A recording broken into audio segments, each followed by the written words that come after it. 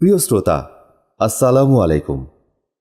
আজ আপনাদের জন্য উপস্থাপন করছি হজরত ইসমাইল আলহিসাল্লামের পূর্ণাঙ্গ জীবনী। হজরত ইব্রাহিম আলহিসাল্লামের প্রথম স্ত্রী বিবি সারার একান্ত আগ্রহ, ইচ্ছা এবং চেষ্টার ফলেই হজরত ইব্রাহিম আলহিসাল্লামের সাথে বিবি হাজরার বিবাহ হয়েছিল। কিন্তু কিছুদিন পর উক্ত হাজরার গর্ভে হজরত ইব্রাহিম আলহিসাল্লামের একটি ছেলে সন্তান জন্মগ্রহণ করার সাথে সাথেই আবার হজরত হাজরার প্রতি বিবি সারার মনোভাব অন্যরকম হয়ে গেল। যে সারা বিবি হাজরাকে ছোট বোনের মতো স্নেহ আদর করতেন, তিনি তার প্রতি বিদ্বেষ ভাবাপন্ন হয়ে পড়লেন। তার অন্তরে সপত্নী সুলভ চিন্তা ভাবনার সৃষ্টি হল এবং বাইরেও তা নগ্নরূপে প্রকাশিত হয়ে উঠল। তার আচরণ ও ব্যবহার হয়ে উঠল অত্যন্ত শত্রুতা এবং হিংসামূলক। তিনি নানাভাবে হাজরার প্রতি নিপীড়ন এবং খারাপ ব্যবহার চালাতে লাগলেন। শেষ পর্যন্ত একদিন তিনি তার স্বামীকে বলেই ফেললেন, আপনি একই জায়গায় আমাদের দুজনকে রাখতে পারবেন না। হাজেরা যদি এ বাড়িতে থাকে তবে আমি অন্য কোথাও চলে যাব, আর যদি আমাকে আপনি এ বাড়িতে রাখতে ইচ্ছা করেন তাহলে হাজেরাকে এমন কোথাও রেখে আসুন যেখানে কোনো ফলমূল গাছ ও পানি নেই এবং তা মনুষ্য বসতি নয়। সারার এ ধরনের প্রস্তাব এবং বিবি হাজরার প্রতি তার ব্যবহারে হজরত ইব্রাহিম আলহিসাল্লাম চিন্তাকুল হয়ে পড়লেন। তিনি ভাবতে লাগলেন, সম্পূর্ণ নিরাপরাধিনী হাজরাকে ঘর হতে নির্বাসন দিলে আমি আল্লাহর কাছে কি জবাব দেব? আবার সারার কথা মতো তাকে নির্বাসন না দিলে সারা যেভাবে তার উপর অত্যাচার শুরু করেছে, এ অত্যাচার হাজরা সহ্য করবে কিভাবে? আবার সারার কথা মতো কাজ না করলে সে রাগের বশে কোথাও চলেও যেতে পারে, তাতেও হয়তোবা আমাকে আল্লাহর নিকট জবাবদিহি করতে হতে পারে। উভয় সংকটে পড়ে হজরত ইব্রাহিম আলাইহিসসালাম অত্যন্ত বিমর্ষভাবে দিন কাটাতে লাগলেন। কোন পথ অবলম্বন করবেন তা তিনি ভেবে পাচ্ছিলেন না। ঠিক এমনই অবস্থায় হজরত ইব্রাহিম আলাইহিসসালামের প্রতি আল্লাহর তরফ হতে ওহী অবতীর্ণ হয়ে তাঁর করণীয় কর্তব্য নির্ধারিত হয়ে গেল। আল্লাহ তাকে আদেশ করলেন, হে ইব্রাহিম, তোমার স্ত্রী সারা যা বলেছে তুমি তাই করো। হাজরাকে এমন একটি জায়গায় নিয়ে রেখে আসো যেখানে কোনো গাছপালা, শস্য, ফল, পানি বা লোকজনের বসতি নেই। আল্লাহর তরফ হতে এরূপ নির্দেশ পেয়ে হজরত ইব্রাহিম আলাইহিসসালাম যেন একটা দিকের সন্ধান লাভ করলেন। তিনি দেখলেন সারা যা বলছে আল্লাহ সুবহানাহু ওয়া তাআলার পক্ষ হতেও ঠিক একই নির্দেশ করা হচ্ছে। তবে নিশ্চয়ই এর ভেতরে আল্লাহ পাকের হয়তোবা কোনো নিগূঢ় রহস্য আছে। সুতরাং তিনি তার শিশু ছেলে হজরত ইসমাইল আলাইহিসসালাম সহ বিবি হাজরাকে নির্বাসন দেওয়ারই সিদ্ধান্ত গ্রহণ করলেন। শীঘ্রই একদিন হজরত ইব্রাহিম আলাইহিসসালাম বিবি হাজরাকে বললেন, ইসমাইলকে নিয়ে তৈরি হও, আমি তোমাদেরকে নিয়ে কোনো এক জায়গায় যাব। হাজরা তৈরি হয়ে গেলেন। এরপর হজরত ইব্রাহিম আলাইহিসসালাম কিছু খেজুর, কয়েকটি রুটি এবং এক মোশক পানি সহ হাজরা ও শিশুপুত্র ইসমাইলকে নিয়ে বাইতুল মুকাদ্দাস হতে একটি উটে চড়ে অনবরত পথ চলতে লাগলেন। একাধারে কয়েকদিন চলার পর যেখানে এখন খানায়ে কাবা অবস্থিত, তাঁরই নিকটবর্তী ফারান প্রান্তরে উপস্থিত হয়ে দেখতে পেলেন যে সেখানে বহু দূর এলাকা জুড়ে কোনো গাছপালা, পানি বা কোনো মানুষের চিহ্ন মাত্র নেই। চারদিকে শুধু ধূসর বালুকা ভূমি। হজরত ইব্রাহিম আলাইহিসসালাম আল্লাহ তাআলার কর্তৃক পাঠানো ফেরেশতা জিবরাইল আলাইহিসসালামের পরামর্শে স্ত্রী হাজরা ও শিশুপুত্র ইসমাইলকে উট হতে সেখানে নামিয়ে দিলেন। ইসমাইল জননী বিবি হাজরা একটু আগেও বুঝতে পারেননি যে স্বামী তাকে কোথায় নিয়ে যাচ্ছেন, কিন্তু যখন তাকে উট হতে নামিয়ে দিয়ে স্বামী বললেন, হাজরা, ছেলে ইসমাইল সহ তুমি এখানে থাকবে, তখন হাজরা অবস্থা কিছুটা আন্দাজ করে বললেন, হে আমার স্বামী আল্লাহর নবী, আপনি কি আল্লাহর আদেশেই আমাকে এখানে রেখে যাচ্ছেন? হজরত ইব্রাহিম আলাইহিসসালাম তার নিরপরাধিনী স্ত্রী হাজরাকে শিশুপুত্র ইসমাইল সহ ওই নির্জন মরু প্রান্তরে নির্বাসন দিয়ে যাচ্ছিলেন বটে, কিন্তু দুঃখে তাঁর হৃদয় চৌচির হয়ে যাচ্ছিল। মুখে তার কোনো কথা বের হচ্ছিল না। তাই হাজরার প্রশ্নের উত্তরে অতি কষ্টে কোনোভাবে তার মুখ হতে বের হলো শুধু হা। হজরত হাজরা তখন বললেন, তবে আমার আর কোনো চিন্তা নেই, নিশ্চয়ই আমি আল্লাহর উপরে নির্ভর করে ধৈর্য অবলম্বন করে এখানে থাকব। হজরত ইব্রাহিম আলাইহিসসালাম এর দুনয়ন হতে তখন পানির ধারা প্রবাহিত হচ্ছিল। তিনি বললেন, হাজরা, আমিও তোমাকে সে মহান প্রতিপালকের নিকটই সমর্পণ করে যাচ্ছি, যিনি সকল দুঃখী দরিদ্রগণের প্রকৃত সহায় এবং প্রতিপালনকারী। বিদায় মুহূর্তে হাজেরা হজরত ইব্রাহিম আলাইহিস সালামকে শুধু এতটুকু বললেন, প্রিয় স্বামী, আপনার নিকট শুধু এতটুকু অনুরোধ রইল, আপনি মাঝে মাঝে এসে যেন আমাকে না হোক অন্তত আপনার কলিজার টুকরা এই শিশু ছেলেটিকে দেখে যান। হজরত ইব্রাহিম আলাইহিস সালাম এ কথার কোনো উত্তর না দিয়ে নীরবে তাঁর চক্ষু মুছতে মুছতে স্ত্রী ও শিশুপুত্রের নিকট হতে বিদায় নিলেন এবং অদূরে দাঁড়ানো উটের পিঠে আরোহণ করে বাইতুল মুকাদ্দাসের উদ্দেশ্যে রওনা হলেন।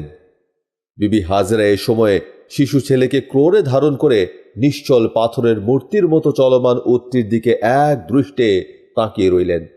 তার দুটি নেত্র হতে টপ টপ করে দুফোঁটা পানি জমিনের বুকে পড়ল। কাপড়ের আঁচল দ্বারা চোখ দুটি তিনি মুছে ফেললেন। এ সময় তার বুকের মধ্যে যে বেদনার ঝড় শুরু হবার উপক্রম হয়েছিল তা তিনি হৃদয়ের প্রবল শক্তি দ্বারা প্রতিরোধ করলেন। তিনি মনকে সান্ত্বনা দিলেন, না, ভেঙে পড়ব কেন, আল্লাহ সুবহানাহু ওয়া তাআলা তো সহায় আছেন। হজরত ইব্রাহিম আলাইহিস সালাম বিবি হাজেরাকে যে সামান্য খাদ্য দিয়ে গিয়েছিলেন, মাত্র 3 দিনেই তা ফুরিয়ে গেল। চতুর্থ দিনে তিনি সম্পূর্ণ অনাহারেই কাটিয়ে দিলেন।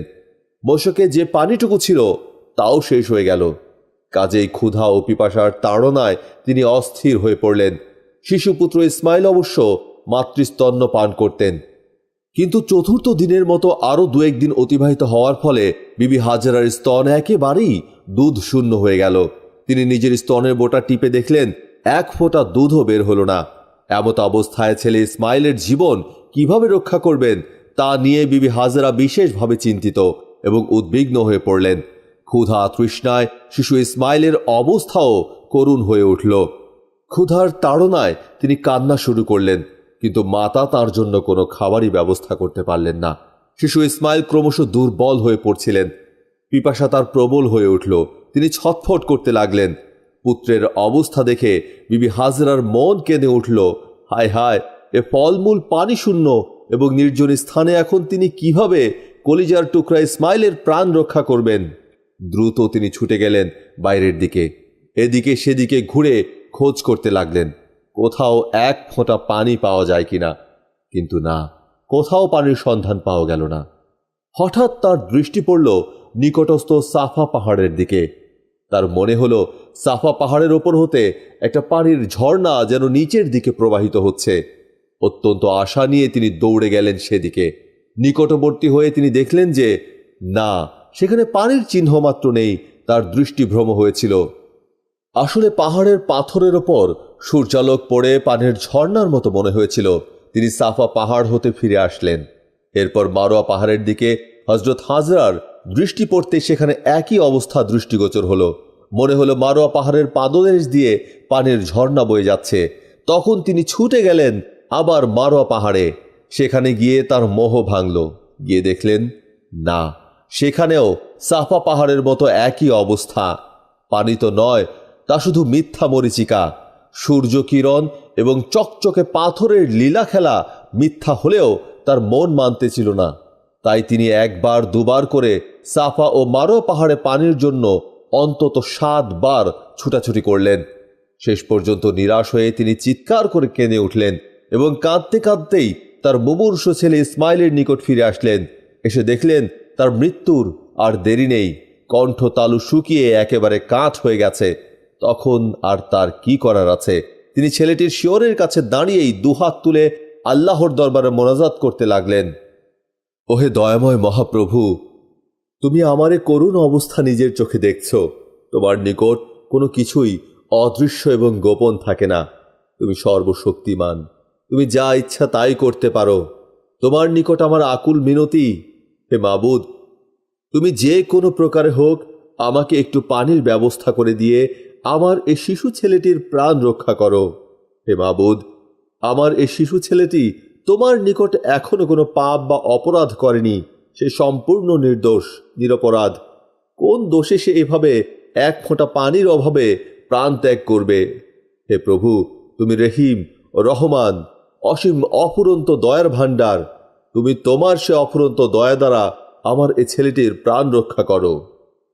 বিবি হাজরার করুণ কান্না আল্লাহ পাকের মহান আরশে মহল্লায় পৌঁছে গেল ও সঙ্গে সঙ্গে আল্লাহ সুবহানাহু ওয়া তাআলা ফেরেশতা জিব্রাইল আলাইহিসসালামকে ফারানের নির্জন প্রান্তরে বিবি হাজেরার কাছে পাঠিয়ে দিলেন।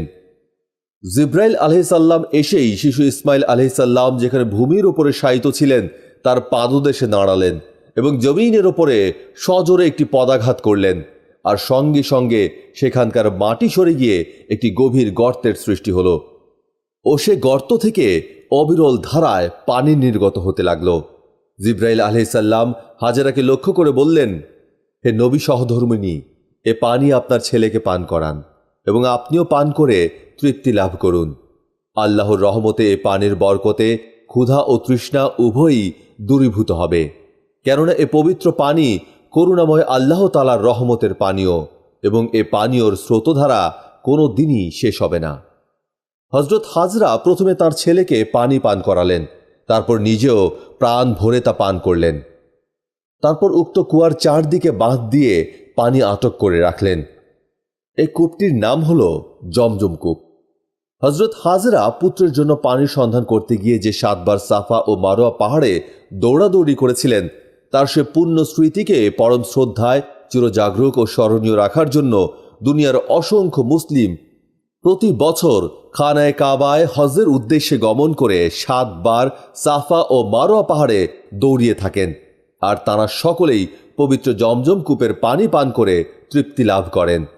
এরপর বিবি হাজরা তার ছেলে সহ কয়েকদিন শুধু জমজম কূপের পানি পান করেই কাটিয়ে দিলেন। তারপর সহসা হজরত জিব্রাইল আলাইহিসসালাম এসে বিবি হাজরাকে বেহেশতের কিছু খেজুর এবং খোরমা দিয়ে বললেন, এগুলো ভক্ষণ করে এর বিচিগুলো জমজম কূপের চারদিকে পুঁতে দিবেন। আল্লাহর অসীম রহমতে অতি অল্প দিনের মধ্যেই এ হতে গাছ উৎপন্ন হয়ে তাতে ফল ধরবে। বিবি হাজরা তাই করলেন। তিনি ওই ফলগুলো খেয়ে তার বিচিগুলো সবই মাটিতে লাগিয়ে দিলেন। বাস্তবিক খুব অল্প দিনের মধ্যেই তা হতে গাছ উৎপন্ন হলো এবং আল্লাহ সুবহানাহু ওয়া তাআলার কুদরতে অচিরেই তা ফুলে ফলে পরিপূর্ণ হয়ে গেল। বিবি হাজরার এতদিন বাস করার জন্য কোনো ঘর ছিল না। শিশু ছেলেটি সহ উন্মুক্ত আকাশের নিচেই তিনি বাস করতেন। এবার তিনি খেজুরের ডাল পাতা দ্বারা একখানা কুঁড়ে ঘর তৈরি করে তাতেই থাকতে লাগলেন। হাজেরার এখন আর পানাহারের কোনো অসুবিধা নেই। প্রয়োজন মতো খোরমা খেজুর আহার করেন, জমজম কূপের পানি পান করেন এবং নিজের তৈরি খেজুর পাতার ঘরে বাস করেন। আল্লাহর রহমতে তাঁর ছেলেটিকে নিয়ে এখন নিশ্চিন্তেই দিন কাটাচ্ছেন। লক্ষ্য করলে একটি জিনিস আমাদের চোখে ভেসে উঠবে, তা হল হজরত ইব্রাহিম আলাইহিসসালামের সমগ্র জীবনটি নানা ধরনের পরীক্ষার মধ্য দিয়ে অতিবাহিত হওয়া। কম বেশি পরীক্ষার মধ্য দিয়ে প্রায় সকল নবীকেই উত্তীর্ণ হতে হয়েছে, কিন্তু জীবনের প্রথম হতে বিভিন্ন পর্যায়ে বারবার নানা ধরনের কঠোরতম পরীক্ষায় আল্লাহ তাআলা কেবলমাত্র হজরত ইব্রাহিম আলাইহিসসালামকে লিপ্ত করিয়েছেন। পুনঃ পুনঃ এমন বিভিন্ন প্রকারের অসম্ভব পরীক্ষার সম্মুখীন আর কোনো নবীকেই হতে হয়নি। হজরত ইব্রাহিম আলাইহিসসালাম খলিলুল্লাহ অর্থাৎ আল্লাহর বিশেষ প্রিয় বন্ধু উপাধিটি খুব সহজেই লাভ করেননি, বরং এই কঠোর পরীক্ষাগুলিতে তিনি অতি সাফল্যের সহিত উত্তীর্ণ হয়েছেন বলেই তাকে আল্লাহ এই অসাধারণ উপাধি দ্বারা ভূষিত করেছিলেন। জীবনের প্রথম পর্যায়ে তার উপর নেমে আসে নমরুদের অগ্নিকুণ্ডে নিক্ষিপ্ত হওয়ার পরীক্ষা।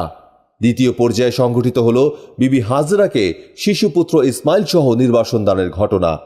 তৃতীয় পর্যায়ে কলিজার টুকরা পুত্র ইসমাইল আলাইহিসসালামকে নির্জন ও তরুলতা পানিবিহীন মরু প্রান্তরে ফেলে দীর্ঘদিন পর্যন্ত তার সংবাদ না লওয়া। চতুর্থ পর্যায়ে তিনি ভীষণ দুর্যোগের কবলে পতিত হলে মিশরের বাদশাহ ফেরাউন কর্তৃক। পঞ্চম পর্যায়ে তাকে লিপ্ত হতে হলো নিজের হস্তে নিজের নয়নের মণি প্রাণাপেক্ষা প্রিয় পুত্রকে কোরবানি করে দিবার ভীষণ পরীক্ষায়। বলা বাহুল্য, এই পরীক্ষাগুলির মধ্যে ফেলিয়া হজরত ইব্রাহিম আলাইহিসসালামকে আল্লাহ সুবহানাহু ওয়া তাআলা খাঁটি স্বর্ণকে আগুনে পুড়িয়ে নেওয়ার মতোই করেছিলেন। হজরত ইব্রাহিম আলাইহিসসালাম তার স্ত্রী বিবি হাজরা সহ শিশুপুত্র ইসমাইল আলাইহিসসালামকে নির্জন মরুর বুকে খাদ্য পানীয় ছাড়াই নির্বাসিত করে গেলেন। যাবার কালে প্রতিশ্রুতি দিয়ে গেলেন মাঝে মাঝে এখানে এসে তিনি স্ত্রী পুত্রের খোঁজ খবর নিবেন, কিন্তু আল্লাহর ইচ্ছা ছিল তার বিপরীত। আল্লাহর ইচ্ছাকে আল্লাহ বিবি সারার মধ্য দিয়েই প্রতিফলন ঘটালেন। সুতরাং যতবারই হজরত ইব্রাহিম আলাইহিসসালাম তার প্রিয় স্ত্রী পুত্রের আকর্ষণে ও প্রতিশ্রুতি রক্ষার খাতিরে সেখানে আসতে চেয়েছিলেন, ততবারই বাধাপ্রাপ্ত হয়েছিলেন যে না, সেখানে যাওয়া চলবে না। এদিকে কিন্তু বিবি হাজরাও তার স্বামীর আগমন আশায় পথ পানে চেয়ে চেয়ে প্রায় নিরাশ হয়ে পড়ছিলেন। শেষ পর্যন্ত তিনি ধারণা করে নিয়েছিলেন যে না, আর তার স্বামীর এখানে পদধূলি দান করবেন না। তিনি হতভাগিনীকে হৃদয় থেকেই মুছে ফেলেছেন। হয়তো স্বামীর নিকট তিনি এমন কোনো অপরাধ করেছিলেন যার কারণে তিনি তাকে দেখতে চান না। কিন্তু এইরূপ ধারণা করার পরেও যখন তার পুত্রটি তাকে বারবার প্রশ্ন করত যে মা, আমার পিতা কোথায়, তিনি জীবিত কি মৃত, জীবন থাকলে কোথায় আছেন, এখানে আসেন না কেন, তখন এর কোনো উত্তর দিতে না পেরে মনের ব্যথায় জ্বলে পুড়ে তিনি খাঁক হয়ে যেতেন। দুই চোখ হতে তার দিবানিশি অশ্রু প্রবাহিত হতো। এভাবে এক এক করে দীর্ঘ 7টি বছর অতিবাহিত হলো। হজরত ইব্রাহিম আলাইহিসসালামের শিশুপুত্র ইসমাইল আলাইহিসসালাম এখন কৈশোরে পদার্পণ করেছেন। পিতা সম্পর্কে তার জানার আগ্রহ ও জিজ্ঞাসা এখন পূর্বাপেক্ষাও বৃদ্ধি পেয়েছে। কিন্তু হতভাগিনী মা তার কি জবাব দেবেন, কি বলে তিনি তাকে সান্ত্বনা দান করবেন? তিনি কোনো কথা খুঁজে না পেয়ে মনের ব্যথায় শুধু কেঁদেই দিন কাটাতে লাগলেন। এদিকে হজরত ইব্রাহিম আলাইহিসসালামেরও ধৈর্যের বাঁধ প্রায় ভেঙে যাওয়ার উপক্রম। তিনি 7 বছর পরে আরেকবার বিবি সারার নিকট বললেন, সারা, 7 বছর আগে হাজরা ও ইসমাইলকে নির্বাসন দিয়ে এসেছি। যেখানে তাদেরকে রেখে এসেছি সেখানে লোকজন, গাছপালা বা খাদ্য পানীয় কিছুই ছিল না। সুতরাং তাদের কোনো প্রকারে বেঁচে থাকার কথা না। আর যদি বা বেঁচে থাকে তবে কিভাবে বেঁচে আছে একটু দেখে আসার জন্য প্রাণটা অত্যন্ত চঞ্চল হয়ে আছে। হজরত ইব্রাহিম আলাইহিসসালামের কথা শুনে বিবি সারা বললেন, আপনি সেখানে যেতে পারেন, কিন্তু প্রতিশ্রুতি দিয়ে যেতে হবে যে সেখানের ভূমিতে যেন আপনার পদস্পর্শ না ঘটে। স্নেহ ব্যাকুল পিতা আর কি করবেন? সারার কথায় স্বীকৃতি জানিয়েই দীর্ঘদিন পরে আবার একবার মক্কার পথে হজরত ইব্রাহিম আলাইহিসসালাম রওনা করলেন। ওদিকে হাজেরা জীবনে স্বামী দর্শন আর কোনোদিন ঘটবে না জেনেও এখনো কিন্তু তার অবাধ্য চোখ দুটি পূর্বের অভ্যাস ভুলতে পারেনি। এখনো সেই অবাধ্য চোখ দুটি সেই পথের দিকে চেয়ে থাকে, যেই পথ দিয়ে হজরত ইব্রাহিম আলাইহিসসালামের উটটি তাকে বহন করে সিরিয়া থেকে নিয়ে চলছিল। সেই পথের সুদূর প্রান্তর পানে দৃষ্টি মেলে থাকে। একদিন এইভাবে বিবি হাজরার চোখ দুটি উক্ত পথের ওপরে দৃষ্টি নিবদ্ধ করে রয়েছে। সহসা একটি দৃশ্য চোখের দৃষ্টির সম্মুখে ভেসে উঠল। বিবি হাজরা গভীরভাবে লক্ষ্য করে দেখলেন একটি ওট যেন পিঠে জনৈক আরোহী নিয়ে সামনে এগিয়ে আসছে। তিনি আর দৃষ্টি নামাতে পারলেন না, ওদিকে চেয়েই রইলেন। ক্রমে এই দৃশ্যটি স্পষ্ট হতে স্পষ্টতর হয়ে উঠছিল। বহু দিন হাজরা এভাবে এই পথে বহু ওটের আরোহীকে আসতে দেখেছিলেন, কিন্তু আজ যেন তিনি মনের মধ্যে এক উত্তেজনা অনুভব করছেন। কিন্তু আজ হৃদয় স্পন্দন তাঁরও বহুগুণ বেড়ে গেছে। তার অন্তরে বারবার শুধু একই প্রশ্ন জাগছে, কে ওই ওটের আরোহী যে এই দিকে আসছে? অল্পক্ষণের মধ্যেই ওট আরও নিকটবর্তী হল। তখন অপলক দৃষ্টিতে কিছুক্ষণ নিরীক্ষণ করার পর বিবি হাজরা স্পষ্টতই বুঝতে পারলেন যে হ্যাঁ, যার কামনায় ও অধীর অপেক্ষায় তার হৃদস্পন্দন এরূপ বৃদ্ধি পেয়েছে এ তিনিই বটে। দীর্ঘদিন পরে হলেও তারই হারানো স্বামী যে ফিরে আসছেন। তিনি আর ধৈর্য রাখতে পারলেন না। মাঠে তখন বহু কৃষক কর্মরত ছিলেন। তাদের মধ্য দিয়েই তিনি প্রাণপ্রিয় স্বামীর দিকে ছুটে চললেন এবং গিয়ে আগমনরত উটের কাছে পৌঁছলেন। কিছুক্ষণ উভয়ের কারো মুখে কোনো কথা নেই, যেন মহাবিষ্টের মতো এক দৃষ্টে উভয়ে উভয়ের পানে তাকিয়ে রইলেন। কিছুক্ষণ একইভাবে কাটানোর পর বিবি হাজরা উটের পাশে আরও এগিয়ে গিয়ে পরম ভক্তি ও আবেগের সাথে স্বামীর পদধূলি গ্রহণ করলেন। এরপর তিনি প্রথম নীরবতা ভঙ্গ করে বললেন, প্রিয়তম, এতদিন পরে কি আপনার এই তুচ্ছ দাসীর কথা মনে হলো? কিন্তু আমি হতভাগিনী, আপনাকে কি দিয়ে অভ্যর্থনা করব? বিবি হাজরার বাকরুদ্ধ হওয়ার অবস্থা। তিনি আর কিছু বলতে পারলেন না। কাঁদতে কাঁদতে তার যে অশ্রু একেবারেই শুকিয়ে গিয়েছিল, সহসা এই মুহূর্তে সেই চক্ষুদয় হতেই যেন বাঁধ ভাঙা স্রোতের ন্যায় অশ্রুর বন্যা প্রবাহিত হলো। এইবার হজরত ইব্রাহিম আলাইহিসসালাম আর নিজেকে সামলাতে পারলেন না। তার নয়ন দুটি প্রবল অশ্রুভারে ভারাক্রান্ত হল। এই সময়কার উভয়ের দৃশ্য যে কি করুণ ও মর্মান্তিক রূপ লাভ করল তা ভাষায় প্রকাশ করা কঠিন। কিছুক্ষণ পর্যন্ত কারো মুখ হতেই কোনো কথা বের হলো না। শেষে একটু প্রকৃতস্থ হবার পর বিবি হাজরাই প্রথম নীরবতা ভঙ্গ করলেন। তিনি স্বামীর কুশলাদি জিজ্ঞাসা করলেন। হজরত ইব্রাহিম আলাইহিসসালাম উত্তর দিয়ে হাজেরার কাছে তার নিজের এবং পুত্রের কুশল জানতে চাইলেন। বিবি হাজেরা তাদের উভয়ের কুশল বার্তা জানিয়ে বললেন, চলুন প্রিয়তম, এবার দাসীর জীর্ণ কুটিরে পদার্পণ করে উহাকে ধন্য করুন এবং পবিত্র করুন। এই কথা বলে তিনি স্বামীর ওটের লাগাম ধরে সম্মুখে অগ্রসর হলেন। ওটও তার সাথে সাথে চলল।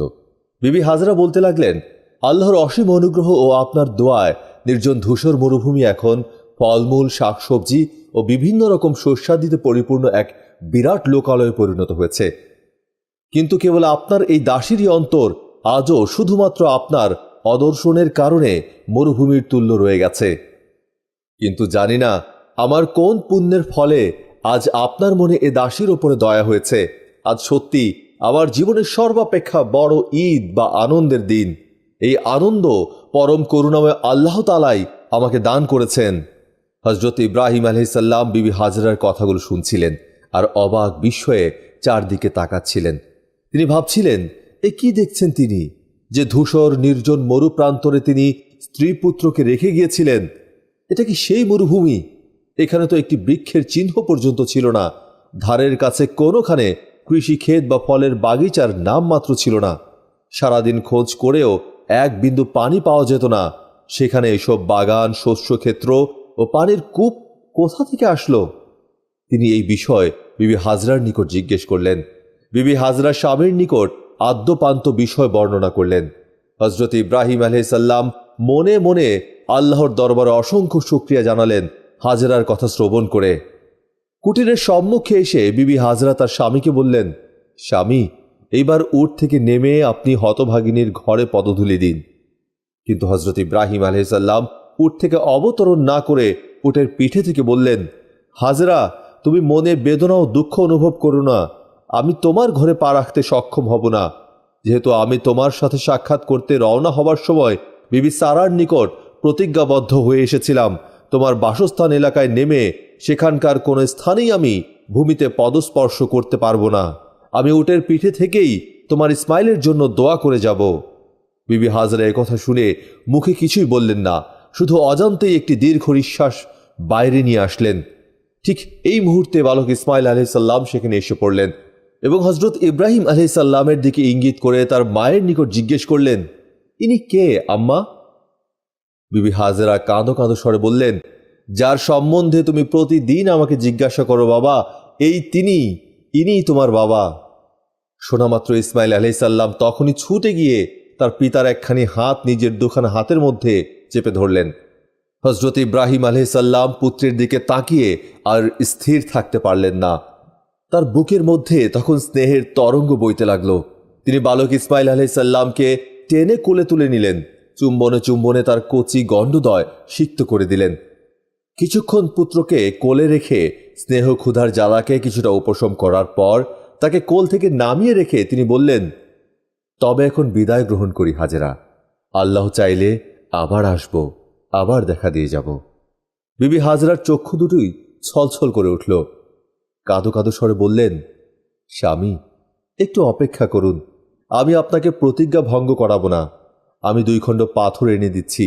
আপনি অনুগ্রহ করে উট থেকে অবতরণ করে একটু উহার উপরে দাঁড়ান।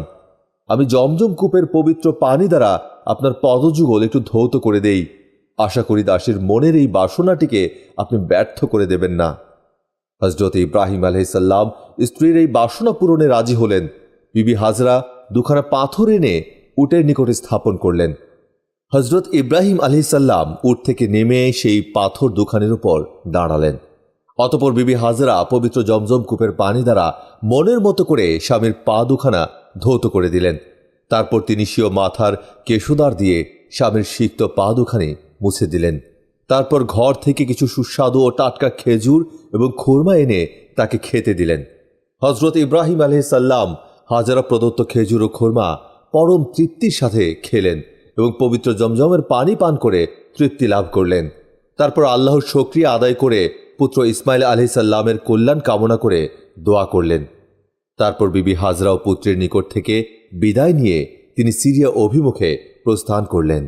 যে পাথর 2খানার ওপর সেদিন হজরত ইব্রাহিম আলাইহিসসালাম দণ্ডায়মান হয়েছিলেন, বিবি হাজরা পরম যত্নে সে পাথর দুখানাকে স্বীয় ঘরে রেখে দিলেন।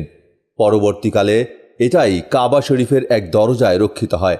এই দরজাই মাকামে ইব্রাহিম নামে পরিচিত হয়ে আছে। হজরত ইব্রাহিম আলাইহিসসালাম স্ত্রী পুত্রের নিকট বিদায় নিয়ে সিরিয়ার পথে কিছু দূর গিয়ে ওট থেকে ভূমিতে অবতরণ করলেন এবং 2 রাকাত নামাজ আদায় করলেন। তৎপর দুহাত তুলে পুনরায় পুত্র ইসমাইল আলাইহিসসালামের ভবিষ্যৎ মঙ্গল কামনা করে আল্লাহর দরবারে প্রার্থনা করলেন। আল্লাহ সুবহানাহু ওয়া তাআলা তা মঞ্জুর করলেন। এই ঘটনাটি সম্পর্কে পবিত্র কোরআনে উল্লেখ আছে, আল্লাহ পাক হজরত ইব্রাহিম আলাইহিসসালামকে বলেছিলেন, নিশ্চয়ই আমি তাকে মানবগণের নেতা বানাবো। হজরত ইব্রাহিম আলাইহিসসালাম বললেন, আমার সন্তানগণের মধ্য হতেই। আল্লাহ বললেন, বানাবই, তবে আমার অঙ্গীকার অত্যাচারীদের উপর প্রযোজ্য হবে না। এটা উল্লেখিত হয়েছে কোরআন পাকের সূরা বাকারার 124 নম্বর আয়াতে। অন্যত্র বলা হয়েছে, যখন হজরত ইব্রাহিম আলাইহিসসালাম বলেছিলেন, হে আমার প্রতিপালক, এই শহরকে শান্তিপূর্ণ করো ও আমার বংশধরদেরকে মূর্তি পূজা করা থেকে রক্ষা করো। হে আমার প্রতিপালক, নিশ্চয়ই তারা মানুষদেরকে অনেককেই বিপথগামী করেছে। অতঃপর যে আমার অনুসরণ করে ফলত সে নিশ্চয়ই আমার, এবং যে আমাকে অমান্য করে তবে নিশ্চয়ই তুমি ক্ষমাশীল, দয়াময়। উল্লেখিত প্রার্থনার জবাবে আল্লাহ সুবহানাহু ওয়া তাআলা হজরত ইব্রাহিম আলাইহিসসালামকে সান্ত্বনা প্রদানের উদ্দেশ্যে বললেন, হে ইব্রাহিম, আমি তোমার এবং তোমার পূর্বপুরুষগণের প্রতিপালক। তোমাকে প্রাচুর্যে ভরিয়ে দেব, তুমি জাতির জনক হবে। তোমার বংশাবলীকে সমগ্র ভূখণ্ড দান করব। তাদের বংশধর সারা দুনিয়ায় ছড়িয়ে পড়বে। তোমার পুত্র ইসমাইল নিশ্চয়ই আমার প্রিয় বান্দাগণের অন্তর্গত হবে। তাকে আমি বিশেষ কল্যাণ ও অশেষ সম্মানের অধিকারী করব। তার বংশধরগণ সমগ্র দুনিয়ার খ্যাতি ও বিস্তৃতি লাভ করবে। হজরত ইব্রাহিম আলাইহিসসালাম অসংখ্য বার আল্লাহর শুকরিয়া আদায় করে সেখান থেকে সিরিয়ায় পৌঁছে তিনি বিবি সারাকে সঙ্গে নিয়ে বাইতুল মুকাদ্দাসে চলে গেলেন এবং সেখানে আল্লাহর দ্বীন প্রচার করতে শুরু করলেন। এই সময় মাঝে মাঝে তিনি তার পুত্র ইসমাইল ও স্ত্রী হাজেরার সাথে সাক্ষাৎ করার জন্য মক্কা নগরীতে আগমন করতেন। একে তো হজরত ইসমাইল আলাইহিসসালাম ছিলেন হজরত ইব্রাহিম আলাইহিসসালামের প্রথম ছেলে। তদুপরি জন্মের পরেই দুগ্ধপোষ্য শৈশব অবস্থায় তিনি সৎ মায়ের প্ররোচনায় পিতা কর্তৃক দুঃখিনী মাতার সাথে পিতৃনিবাস হতে বহুদূর এক নির্জন প্রান্তরে নির্বাসিত হয়ে করুণ জীবনযাপন করছিলেন। দীর্ঘদিন যাবৎ হজরত ইব্রাহিম আলাইহিসসালাম বাহ্যিকভাবে যদিও এই সন্তানটির খোঁজ খবর রাখেননি, কিন্তু তার অন্তর জুড়ে ছিল সন্তানটির জায়গা। তিনি তাকে সবচেয়ে বেশি ভালোবাসতেন। তার জন্য তিনি দূরে বসেও সব সময় কেঁদে কাটাতেন। তবে সে ভালোবাসার মোকাবেলায় তিনি আল্লাহ তাআলাকে কিরূপ ভালোবাসেন এ পরীক্ষা করার জন্য আল্লাহ একটি ঘটনার উদ্ভব করিয়েছিলেন। হজরত ইসমাইল আলাইহিসসালাম এর 9 বছর বয়সে যখন উপনীত হয়েছেন, এ সময়ে একবার হজরত ইব্রাহিম আলাইহিসসালাম তার নির্বাসিত স্ত্রী পুত্রের খোঁজ খবর নেওয়ার জন্য সিরিয়া থেকে মক্কা শহরে গমন করেছিলেন। তাঁর সে আগমন তারিখটি ছিল 8 জিলহজ। হজরত ইব্রাহিম আলাইহিসসালাম ওই তারিখ রাতে একটি স্বপ্ন দেখলেন। তিনি দেখলেন আল্লাহ রাব্বুল আলামিন তাকে আদেশ করেছেন, হে ইব্রাহিম, তুমি আল্লাহর নামে কোরবানি করো। ইব্রাহিম আলাইহিসসালাম সকালে উঠে আল্লাহর নামে সমস্ত ধন দৌলত বিলিয়ে দিলেন। পরের রাতে আবার স্বপ্নে দেখলেন আল্লাহ তাকে আদেশ করলেন, ইব্রাহিম, তুমি আল্লাহর নামে কোরবানি করো।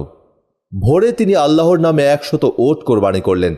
কিন্তু তারপর তিনি আবার স্বপ্নে দেখলেন আল্লাহ তাআলা তাকে বলছেন, হে ইব্রাহিম, তুমি তোমার সবচেয়ে প্রিয় বস্তুকে আল্লাহর নামে কোরবানি করো। ভোরে উঠে তিনি চিন্তা করতে লাগলেন তার সবচেয়ে প্রিয় বস্তুটি কি। অনেকক্ষণ চিন্তার পর তার মনে হলো, আমার সবচেয়ে অধিক প্রিয় তো আমার প্রিয় ছেলে কলিজার টুকরা ইসমাইল। তবে কি আল্লাহ রাব্বুল আলামিন তার নামে ইসমাইলকে কোরবানি করতে বলেছেন? হ্যাঁ, হয়তো তাকেই কোরবানি করতে বলেছেন, কিন্তু কেন? নিশ্চয়ই তাকেই আল্লাহ তার পথে উৎসর্গ করে দিতে আদেশ করেছেন। আচ্ছা, তবে আমি তাই করব। আমার কলিজার টুকরা ইসমাইলকে আমি আল্লাহর পথে উৎসর্গ করে দেব। মূলত নবী রাসূলদের স্বপ্নসমূহ সাধারণ মানুষের স্বপ্নের মতো নয়, বরং তা আল্লাহর তরফ থেকে তাঁদের প্রতি ওহী বা প্রত্যক্ষ আদেশ। তাকে এলহামও বলা হয়। কাজেই হজরত ইব্রাহিম আলাইহিসসালাম তাঁর ছেলে ইসমাইল আলাইহিসসালামকেই আল্লাহর নামে কুরবানি করতে দৃঢ় সংকল্প করলেন। এরপর তিনি ছেলেকে ডেকে বললেন, প্রিয় বৎস, আমি এক জায়গায় দাওয়াত খেতে যাব। তুমিও আমার সঙ্গে চলো। পিতার কথায় খুবই আনন্দিত হয়ে হজরত ইসমাইল আলাইহিসসালাম তার মায়ের নিকট গিয়ে বললেন, আম্মা, আমি আব্বার সঙ্গে দাওয়াত খেতে যাব। বিবি হাজরা স্বামীর নিকট জিজ্ঞেস করলেন, ইসমাইল বলছে তাকে নিয়ে দাওয়াত খেতে যাচ্ছেন, সত্যি নাকি? হজরত ইব্রাহিম আলাইহিসসালাম বললেন, হ্যাঁ হাজেরা, তুমি তাকে গোসলাদি করিয়ে ভালো জামা কাপড় পরিয়ে সাজিয়ে দাও। তিনি মনে মনে বললেন, কথাটা তো সত্য হলো না, কিন্তু সত্য কথা বলি বা কি করে? ছেলেকে কি করে তার নিজের জবেহ করার কথা বলা যায়? সে সেই কথা শুনলে তো ভয়ে ও আতঙ্কে কোথায় ছুটে পালাবে। আর তার মা হাজেরার কাছেই বা সত্য কথা বলি কি করে? একে তো সে নারী, তারপর তার জননী, আর তার ওই একটি মাত্রই সন্তান, হৃদয়ের ধন, কলিজার টুকরা, চোখের পুতুলি। সে কথা শোনা মাত্রই তো বেহুশ হয়ে পড়বে। এসব কথা চিন্তা করে হজরত ইব্রাহিম আলাইহিসসালাম সত্য কথা গোপনে রাখলেন। বিবি হাজরা ছেলেকে গোসল করিয়ে নতুন কাপড় পরিয়ে তাকে পিতার হাতে সমর্পণ করে বললেন, প্রিয় স্বামী, এ বয়স পর্যন্ত ইসমাইলকে কখনো আমি আমার চোখের আড়াল করিনি, কারোর সাথে কোথাও পাঠাইনি। আজ তাকে তার পিতার সঙ্গে এ প্রথম বাইরে পাঠাচ্ছি। তাকে আপনার সাথে দিলাম এবং চোখে চোখে রাখবেন। জানবেন, আপনি তাকে নিয়ে ফিরে না আসা পর্যন্ত আমার হৃদয় উদ্বিগ্ন ও অশান্ত থাকবে। হজরত ইব্রাহিম আলাইহিসসালাম শুনে নীরব রইলেন, কিন্তু কিছুই বললেন না। যা হোক, তিনি ইসমাইল আলাইহিসসালামকে সজ্জিত অবস্থায় নিজের নিকট পেয়ে অজু করলেন। অতঃপর 2 রাকাত নামাজ পড়ে মহান আল্লাহ পাকের দরবারে মোনাজাত করলেন। মোনাজাত সমাপ্ত করে তিনি একটা তীক্ষ্ণ ছুরি ও এক গাছি রশি নিয়ে নিজের জামার নিচে লুকিয়ে পুত্র ইসমাইলকে সঙ্গে করে রওনা হলেন। দূরবর্তী একটি জায়গা মিনা পাহাড়ের দিকে তারা যেতে লাগলেন। হজরত ইব্রাহিম আলাইহিসসালাম সামনে এবং হজরত ইসমাইল আলাইহিসসালাম তাঁর পেছনে পেছনে চলছিলেন। ইব্রাহিম আলাইহিসসালাম তো আল্লাহর আদেশ পালন করতে কলিজার টুকরা প্রাণ প্রিয় ছেলেকে কুরবানির উদ্দেশ্যে চলেছেন। অন্যদিকে মানব জাতির চিরশত্রু ইবলিস ইব্রাহিম আলাইহিসসালামের এই কঠোর পরীক্ষার সাফল্য লাভের পূর্ব লক্ষণ প্রত্যক্ষ করে তার প্রতি হিংসা জ্বলে মরছিল। সুতরাং সে এ ব্যাপারে একটি দুর্যোগ সৃষ্টি করে দিয়ে হজরত ইব্রাহিম আলাইহিসসালামকে ব্যর্থ করে দেওয়ার চেষ্টায় অবতীর্ণ হল। সে পিতা পুত্র বাড়ি থেকে রওনা হবার সাথে সাথেই বিবি হাজরার নিকট উপস্থিত হয়ে বলল, ওহে হাজরা, তোমার স্বামী ইব্রাহিম তোমার ছেলে ইসমাইলকে কোথায় কি উদ্দেশ্যে নিয়ে গেল তার কোনো খবর রাখো কি? বিবি হাজরা বললেন, কেন? তিনি তো তাকে দাওয়াত খেতে নিয়ে গেলেন। ইবলিস বলল, মানুষ যে বলে নারী জাতি একেবারে বোকা হয়ে থাকে, তাদেরকে ফাঁকিতে ভোলানো অত্যন্ত সহজ। বিবি হাজরা বললেন, কেন, কি হয়েছে বলো তো? আর তুমি এ কথাই বা কেন বলছো? ইবলিস বলল, তোমার স্বামী তো তোমার নিকট মিথ্যা বলে তাকে জবেহ করতে নিয়ে গেছে। বিবি হাজরা ইবলিসের কথায় বিরক্ত হয়ে বললেন, তুমি কে বলো তো? তুমি আমার স্বামীর বিষয় এইসব কথা কি উদ্দেশ্যে বলতে এসেছো শুনি? পিতা হয়ে তিনি পুত্রকে জবেহ করতে নেবেন কেন? তুমি কি আমাকে প্রতারণা করতে এসেছো নাকি? বুঝেছি, তুমি পাপিষ্ঠ ইবলিস ছাড়া আর কেউই নও। এখনই দূর হও আমার নিকট থেকে। ইবলিস বলল, হাজেরা, তোমার এত তেজের কথা তো আগামীকাল আর থাকবে না। যখন নিজেই শুনতে পারবে তখন বুঝবে যে আমার কথাটা সত্য কি মিথ্যা। আমি কি তোমাকে ধোঁকা দিতে এসেছি, না একটি সত্য সংবাদ তোমাকে জানাতে এসেছি? এবার আসল ঘটনাটি তোমাকে খুলে বলি, শোনো। আল্লাহ রাব্বুল আলামিন তোমার স্বামীকে ছেলে কোরবানি দিতে আদেশ করেছিলেন, তাই তিনি ইসমাইলকে নিয়ে তাকে কোরবানি করার জন্য মিনা পাহাড়ে গেছেন। এই কথা শুনে বিবি হাজরা বলল, যদি তাই হয়ে থাকে তবে তো খুবই আনন্দের কথা। দুনিয়ার অসংখ্য মানুষ থাকতে যদি আল্লাহ রাব্বুল আলামিন আমার ছেলেকেই কোরবানির জন্য পছন্দ করে থাকেন, তবে এ অপেক্ষা সৌভাগ্যের বিষয় আর কি হতে পারে? ইবলিস দেখল বিবি হাজরাকে ধোঁকা প্রদান করা সম্ভব হবে না। তখন সে ইসমাইলকে ধোঁকা দিতে ছুটল। হজরত ইসমাইল আলাইহিসসালাম পিতার পেছনে পেছনে হাঁটছিলেন। ইবলিস তাকে হাতের ইশারা দিয়ে আরেকটু পেছনে রাখলেন। হজরত ইব্রাহিম আলাইহিসসালাম পেছনের দিকে লক্ষ্য না করে সামনে বেশ একটু এগিয়ে গেলেন। এই সুযোগে ইবলিস ইসমাইলকে বলল, ওহে নির্বোধ বালক, তুমি তোমার পিতার সাথে কোথায় চলছো বলতে পারো কি? ইসমাইল আলাইহিসসালাম বললেন, জিয়াফত খেতে। ইবলিস বলল, তোমার পিতা তোমার সাথে প্রতারণা করেছে, তোমাকে তো নিয়ে চলেছে হত্যা করার জন্য। হজরত ইসমাইল আলাইহিসসালাম বললেন, তুমি মিথ্যা বলছো। তিনি আমার সাথে প্রতারণা করবেন কেন? আর আমাকে তিনি হত্যাই বা করবেন কেন? ইবলিস উত্তর করল, এমনি কি আর তিনি তোমাকে হত্যা করবেন? আল্লাহ তাআলা তোমার পিতাকে ছেলে কোরবানি করার জন্য আদেশ করেছেন। সুতরাং সে তোমাকে ফাঁকি দিয়ে মিনা পাহাড়ে নিয়ে চলছেন। আমার কথা অবিশ্বাস করলে তুমি তোমার পিতার জামার নিচে পরীক্ষা করে দেখো, দেখবে সেখানে একটি ধারালো চাকু ও এক গাছি রশি লুকানো আছে। যদি প্রাণ বাঁচাতে চাও তবে এখন এই মুহূর্তে তোমার পিতার পেছন দিয়ে দ্রুত পালিয়ে যাও, আর এক মুহূর্ত দেরি করো না।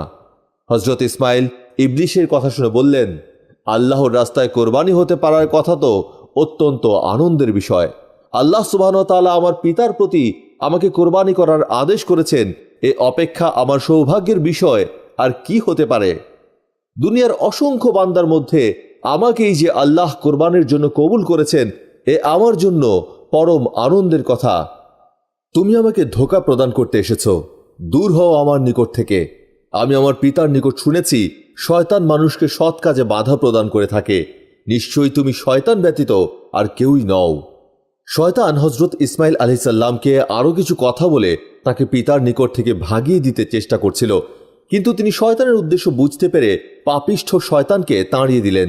এই ঘটনার স্মৃতি রক্ষার্থে এখনও মুসলিমগণ মক্কায় হজ করতে গিয়ে নির্দিষ্ট জায়গায় শয়তানের উদ্দেশ্যে প্রস্তর নিক্ষেপ করে থাকে। ইবলিশের সাথে কথা বলতে বলতে ইসমাইল আলাইহিস সালাম পিতার নিকট থেকে অনেকটা পেছনে পড়ে গিয়েছিলেন এবং ইতবৎসরে হজরত ইব্রাহিম আলাইহিস সালাম অনেকটা এগিয়ে গিয়েছিলেন। হজরত ইসমাইল আলাইহিস সালাম শয়তানকে তাড়িয়ে দিয়ে দ্রুত পিতার নিকট গিয়ে উপস্থিত হলেন। এ সময় হজরত ইব্রাহিম আলাইহিস সালাম তার ছেলে ইসমাইল আলাইহিস সালামের নিকট তাকে নিয়ে রওনা করার প্রকৃত উদ্দেশ্যটি খুলে বললেন, যা পবিত্র কোরআনের ভাষায় এভাবে বিবৃত হয়েছে, প্রিয় ইসমাইল, আমি স্বপ্নে দেখেছি আমি তোমাকে আল্লাহর আদেশে জবেহ করছি, অতএব তুমিও চিন্তা করে দেখো এতে তোমার কি অভিপ্রায়। হজরত ইসমাইল আলাইহিস সালাম বললেন, পিতা, এতে আমাকে জিজ্ঞেস করার কি আছে? যখন আল্লাহ রাব্বুল আলামিনের তরফ থেকে আপনাকে এরূপ আদেশ করা হয়েছে, আপনি তা নিশ্চিন্তে করে ফেলুন। ইনশাআল্লাহ আপনি আমাকে ধৈর্যশীলদের মধ্যে দেখতে পাবেন। অতঃপর পিতা পুত্র উভয়ই মিনা প্রান্তরে উপনীত হলেন। হজরত ইসমাইল আলাইহিস সালাম বললেন, পিতা, আমাকে জবেহ করার পূর্বে আপনি আমার 3টি ইচ্ছা পূরণ করবেন। প্রথমত, আমার হাত পা উত্তম রূপে বেঁধে নেবেন, যেন জবেহ করার সময় নড়াচড়া করতে না পারি। দ্বিতীয়ত, আমাকে উপর করে শয়ন করাবেন, যাতে জবেহ করার সময় আমার মুখের প্রতি আপনার দৃষ্টি না পড়তে পারে ও আমার প্রতি আপনার প্রাণে মমতার উদ্রেক না হয়। তৃতীয়ত, জবেহ করার সময় আপনার চক্ষুদয় উত্তম রূপে বেঁধে নেবেন আর ঘরে ফিরে আমার দুঃখিনী জননীকে বুঝিয়ে সুজিয়ে সান্ত্বনা প্রদান করবেন এবং আমার রক্তমাখা জামা কাপড়ও নিয়ে গিয়ে তার নিকট সমর্পণ করবেন এবং আল্লাহর নির্দেশে আপনি আমাকে কোরবানি করলেন এ কথা তার নিকট খুলে বলবেন। তাকে আমার তরফ হতে আমার আখিরি সালাম পৌঁছে দেবেন।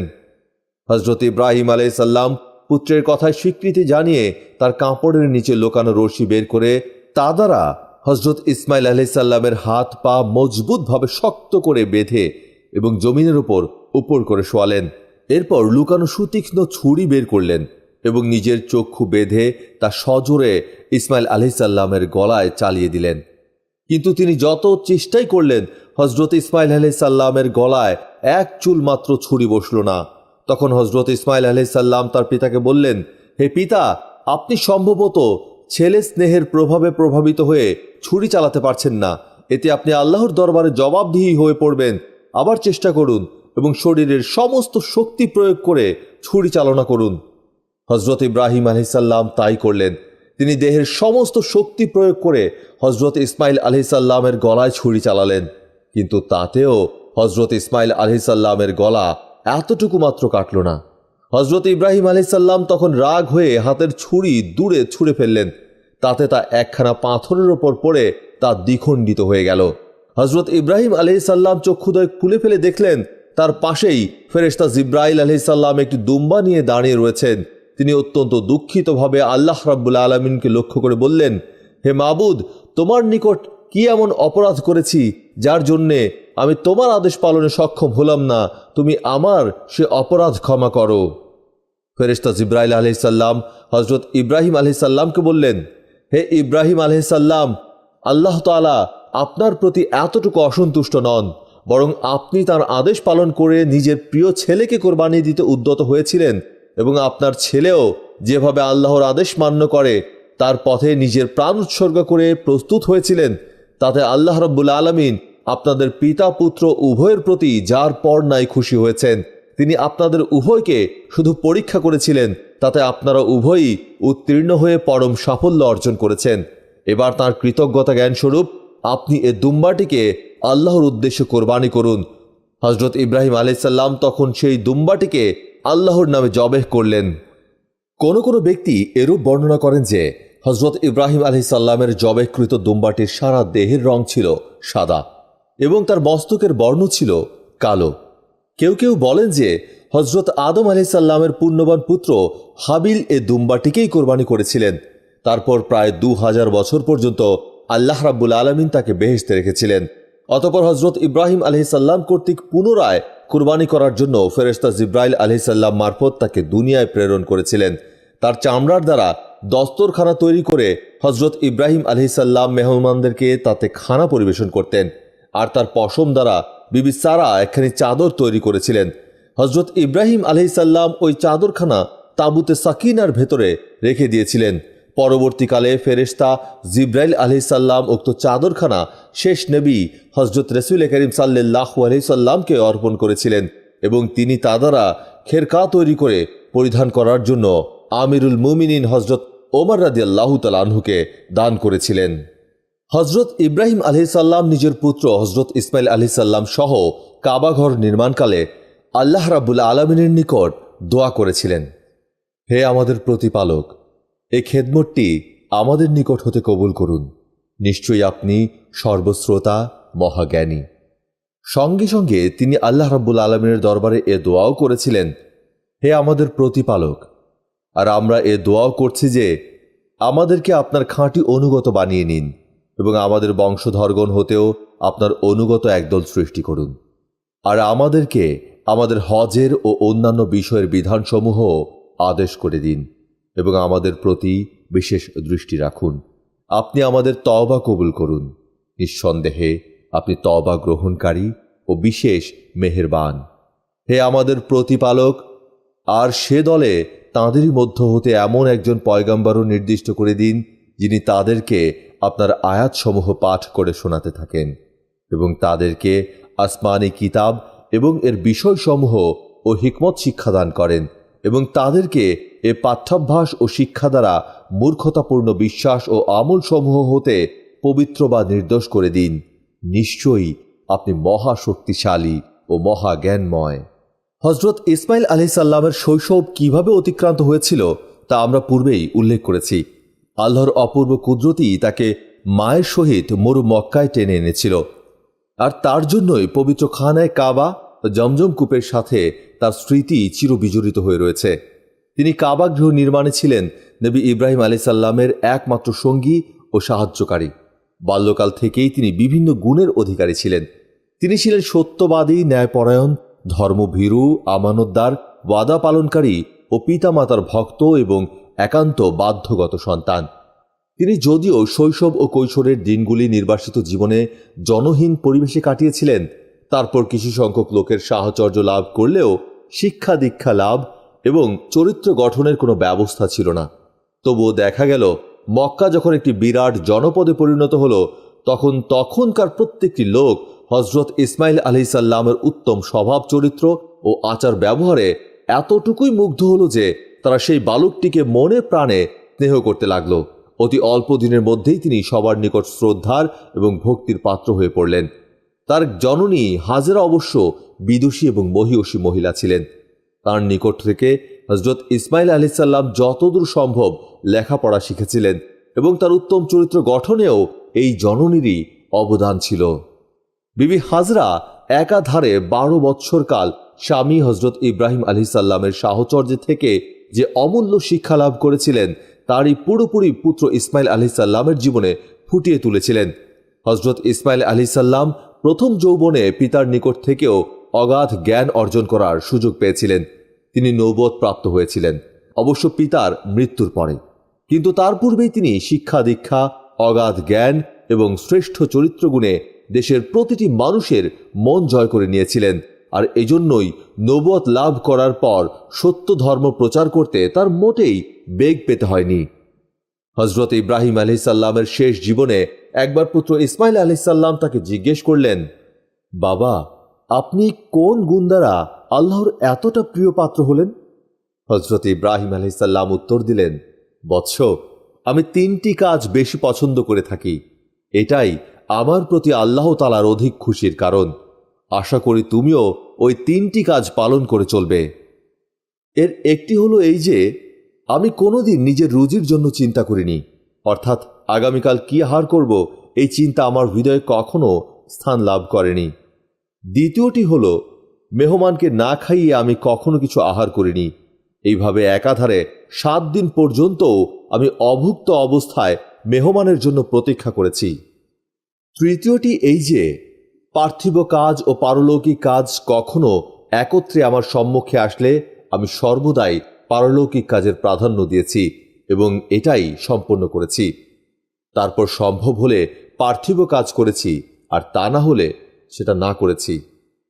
হজরত ইব্রাহিম আলাইহিসসালামের উপদেশ শ্রবণ করে হজরত ইসমাইল আলাইহিসসালাম বললেন, হে পিতা, আপনার এই 3টি কাজ আমার জীবনের প্রধান করণীয় রূপে আমি গ্রহণ করলাম। তিনি এটা শুধু মুখেই বললেন না, সত্যই তিনি তার পিতার এই 3টি অভ্যাসকে নিজেরও অভ্যাসে পরিণত করলেন। কেবল এই 3টিই নয়, মহান পিতার সমস্ত গুণাবলী তিনি নিজের মধ্যে অর্জন করলেন। পিতারই অনুরূপ এক শ্রেষ্ঠ নবীর মর্যাদায় যে দৃষ্টান্ত তিনি স্থাপন করে গিয়েছিলেন, দুনিয়ার মানুষ তাকে সেই একটি কাজের জন্যই রোজ কিয়ামত পর্যন্ত স্মরণ রাখবে, সন্দেহ নেই। পিতা হজরত ইব্রাহিম আলাইহিসসালামের পরলোক গমনের পর হজরত ইসমাইল আলাইহিসসালাম প্রতি বছরই মক্কা থেকে সিরিয়া গমন করতেন পিতার মাজার জিয়ারত এবং কনিষ্ঠ ভ্রাতা হজরত ইসহাক আলাইহিসসালামের সাথে দেখা সাক্ষাৎ করার জন্য। একবার তিনি কনিষ্ঠ ভ্রাতা হজরত ইসহাক আলাইহিসসালামকে বললেন, দেখো, পিতার পরিত্যক্ত বাড়িঘর, ধন সম্পত্তি ও আসবাবপত্র সবই তোমাকে ছেড়ে দিয়েছি। আমি শুধু পিতার হাতের যে কোনো একটি বস্তু শুধু স্মৃতিচিহ্ন হিসাবে দাবি করছি, তুমি শুধু সেটাই আমাকে দাও। এ কথা শুনে ইসহাক আলাইহিসসালাম বললেন, তুমি কি ভুলে গেছো যে পিতা তোমাকে শৈশবেই পরিত্যাগ করে নির্বাসন দিয়েছিলেন? অতএব তুমি তার ত্যায্য পুত্র হিসাবে কোনো কিছুই দাবি করতে পারো না। হজরত ইসহাক আলাইহিসসালামের কথায় হজরত ইসমাইল আলাইহিসসালামের মনে অত্যন্ত দুঃখ পেলেন, কিন্তু কোনরূপ প্রতিবাদ না করে চলে যাবার জন্য প্রস্তুত হলেন। এই মুহূর্তে ফেরেশতা জিব্রাইল আলাইহিসসালাম এসে সেখানে উপস্থিত হলেন এবং হজরত ইসহাক আলাইহিসসালামকে লক্ষ্য করে বললেন, জ্যেষ্ঠ ভ্রাতার প্রতি এইরূপ অপমানজনক উক্তি করা আপনার ঠিক হয়নি। বিশেষত তিনি আপনার পিতার অধিক প্রিয় পাত্র এবং আল্লাহর নিকটও তার মর্যাদা আপনার চাইতে বেশি। কেননা আল্লাহর প্রেরিত সমস্ত নবীর মধ্যে শেষ নবী হজরত মোহাম্মদ মুস্তাফা সাল্লাল্লাহু আলাইহি সাল্লাম হবেন সকলের সর্দার। তিনি হজরত ইসমাইল আলাইহিসসালামের বংশেই জন্মগ্রহণ করবেন। তারই নূর, যাকে নূরে মোহাম্মদী বলা হয়ে থাকে, সেই নূরে মোহাম্মদী হজরত ইসমাইল আলাইহিসসালামের ললাটে শোভা পাচ্ছে। অবশ্য আপনার বংশ হতে প্রায় 4 সহস্রাধিক নবী আবির্ভূত হবেন, কিন্তু আবার আপনার বংশধরদের বহু সংখ্যক লোক দেবদেবী ও অগ্নি উপাসকও হবে। সুতরাং আপনার বংশধরগণ চিরদিনই হজরত ইসমাইল আলাইহিসসালামের বংশধরদের কাছে নতি স্বীকার করবে। এটা তো বুঝতেই পারছেন যে এক আখিরি নবীর মর্তবার গুণে আপনার জ্যেষ্ঠ ভ্রাতার মর্যাদা কত অধিক হতে পারে। ফেরেশতা জিব্রাইল আলাইহিসসালামের মুখে এই কথা শুনে হজরত ইসহাক আলাইহিসসালামের ভুল ভাঙল। তিনি তখন এত বেশি ক্রন্দন করলেন, তার চোখ থেকে অশ্রু ঝরতে ঝরতে তিনি অন্ধই হয়ে গেলেন। এই অন্ধ অবস্থায় আল্লাহ রাব্বুল আলামিনের নিকট ক্রন্দন করে জ্যেষ্ঠ ভ্রাতার মনে ব্যথা দেওয়াজনিত কাজের জন্য ক্ষমা চাইতে লাগলেন। আল্লাহ সুবহানাহু ওয়া তাআলা তাকে মার্জনা করে পুনরায় তার নিকট ফেরেশতা জিব্রাইল আলাইহিসসালামকে প্রেরণ করলেন। জিব্রাইল আলাইহিসসালাম এসে হজরত ইসহাক আলাইহিসসালামকে বললেন, আল্লাহ আপনাকে ক্ষমা করেছেন। এখন বলুন, আপনি কি আপনার চক্ষুদয়কে এখনই আরোগ্য করতে চান? তাহলে আল্লাহ রাব্বুল আলামিন এই মুহূর্তে আরোগ্য করিয়ে দেবেন। আর যদি তা না চান, তবে ওই চক্ষু দ্বারা কিয়ামতে আপনি দিদার এলাহি সর্বাপেক্ষা বেশি লাভ করবেন। এখন কোন পথ অবলম্বন করবেন ভেবে দেখুন। হজরত ইসহাক আলাইহিসসালাম বললেন, হে আল্লাহর দূত, চক্ষু আরোগ্য করিয়া আমার কি লাভ হইবে বলুন? দিদারে ইলাহি আমার কাম্য, আমি ইহাই বেশি করিয়া পাইতে চাই। ফেরেশতা জিব্রাইল আলাইহিসসালাম তার কথায় অত্যন্ত খুশি হয়ে সেখান থেকে বিদায় গ্রহণ করলেন। হজরত ইব্রাহিম আলাইহিসসাল্লামের 4 জন পুত্রের মধ্যে হজরত ইসমাইল আলাইহিসসাল্লাম এবং হজরত ইসহাক আলাইহিসসাল্লাম এই দুজনই নবুয়ত লাভ করেছিলেন। হজরত ইসমাইল আলাইহিসসাল্লাম প্রথমে এবং হজরত ইসহাক আলাইহিসসাল্লাম পরে নবুয়ত প্রাপ্ত হয়েছিলেন। হজরত ইসমাইল আলাইহিসসাল্লাম পিতা হজরত ইব্রাহিম আলাইহিসসাল্লামের মৃত্যুর পর প্রতি বছর একবার তার কবর জিয়ারত করতে সিরিয়া গমন করতেন। সেখানে ভাই হজরত ইসহাক আলাইহিসসাল্লামের সাথে দেখা সাক্ষাৎ করে আবার মক্কায় ফিরে আসতেন। তিনি মক্কা শরীফে এক সম্ভ্রান্ত পরিবারে বিয়ে করেছিলেন এবং তাঁর স্ত্রীর গর্ভে 12টি সন্তান জন্মগ্রহণ করেছিল। নবুয়ত প্রাপ্তির পর হজরত ইসমাইল আলাইহিসসাল্লাম মক্কা ও তার পশ্চিম অঞ্চলীয় দেশগুলোতে ধর্ম প্রচার কাজে মনোনিবেশ করলেন। তিনি সেখানে প্রায় সুদীর্ঘ 50 বছর কাল এ কাজে রত ছিলেন। তার ধর্ম প্রচারের ফলে ওই সকল দেশের অসংখ্য লোক মূর্তি পূজা বাদ দিয়ে সত্য ধর্ম গ্রহণ করেছিল। তার আমলে ওই সমস্ত দেশে একমাত্র খাঁটি ধর্ম ছাড়া কোনো রকম মিথ্যা ধর্মের অস্তিত্বই ছিল না বলা চলে। হজরত ইব্রাহিম আলাইহিসসাল্লামের গুণাবলী ও বৈশিষ্ট্য সম্পর্কে পবিত্র কোরআনে এরূপ বিবৃত হয়েছে, তিনি ছিলেন সত্যিকার ওয়াদা পালনকারী এবং তিনি ছিলেন নবী ও রাসূল। তিনি পরিবার পরিজনকে নামাজ এবং জাকাত আদায়ের আদেশ করতেন, আর তিনি আল্লাহ পাকের নিকট ছিলেন অত্যন্ত পছন্দনীয়। কথিত আছে একবার তিনি একটি লোকের নিকট এরূপ ওয়াদা করেছিলেন যে, তুমি এখানে ফিরে না আসা পর্যন্ত আমি তোমার জন্য এখানে অপেক্ষা করব। লোকটি শীঘ্রই প্রত্যাবর্তন করবে বলে সেখান থেকে অন্যত্র চলে গেল, কিন্তু আজকাল করে সে দীর্ঘ 1 বছরের মধ্যেও আর ফিরে আসলো না। কিন্তু প্রতিশ্রুতিবদ্ধ হজরত ইসমাইল আলাইহিসসাল্লাম ওই লোকটির সাথে শুধুমাত্র ওয়াদা রক্ষার উদ্দেশ্যেই সেখানে একাধারে 1 বছর পর্যন্ত অপেক্ষা করলেন। এ কারণেই আল্লাহ সুবহানাহু ওয়া তাআলা তাকে পবিত্র কোরআনে সাদিকুল ওয়াদে অর্থাৎ খাঁটি ওয়াদা পালনকারী আখ্যায় ভূষিত করেছেন। হজরত ইসমাইল আলাইহিসসাল্লাম শেষ জীবনে একবার সিরিয়া গমন করে দেখলেন তার অন্ধ ভাই ইসহাক আলাইহিসসাল্লামের 2 জন পুত্র সন্তান। তাদের মধ্যে জ্যেষ্ঠ জনের নাম আইস এবং দ্বিতীয় জনের নাম ইয়াকুব। হজরত ইসমাইল আলাইহিসসাল্লামের তাসমিয়া নাম্নী এক কন্যা সন্তান ছিল। তিনি তার সাথে ভ্রাতুষ্পুত্র আইস এর বিবাহ দিলেন। তারপর ভাই ইসহাক আলাইহিসসাল্লামের সাথে কথাবার্তা বলে তিনি আবার মক্কায় ফিরে আসলেন। হজরত ইসমাইল আলাইহিসসাল্লাম 136 বছর বয়সে ইন্তেকাল করেন। তখন তার আওলাদ ও বংশধরগণ বহু বিস্তৃতি লাভ করেছিল। হিজাজ, শাম, ফিলিস্তিন এবং মিশর পর্যন্ত ছড়িয়ে পড়েছিল। তাওরাতে রয়েছে হজরত ইসমাইল আলাইহিসসাল্লাম ফিলিস্তিনে সমাহিত হয়েছেন, এখানেই তার ইন্তেকাল হয়েছিল। আরব ঐতিহাসিকগণ বলেন তিনি এবং তার মাতা হাজরা বাইতুল্লাহ শরীফের পাশেই সমাহিত রয়েছেন। প্রসিদ্ধ মতে হজরত ইসমাইল আলাইহিসসাল্লামকে হিজর নামক স্থানে মায়ের কবরের পাশে সমাহিত করা হয়। মৃত্যুকালে তার বয়স ছিল 137 বছর। ওমর ইবনে আব্দুল আজিজ রহমতুল্লাহ আলাইহি থেকে বর্ণিত, ইসমাইল আলাইহিসসাল্লাম মক্কার প্রচণ্ড গরম সম্পর্কে আল্লাহর কাছে দোয়া করেন। আল্লাহ পাক ওহির মাধ্যমে তাকে জানান, যেখানে তোমাকে দাফন করা হবে সেই স্থানের দিকে আমি জান্নাতের একটি দরজা খুলে দেব। কিয়ামত পর্যন্ত সেখানে জান্নাতের সুশীতল হাওয়া প্রবাহিত থাকবে।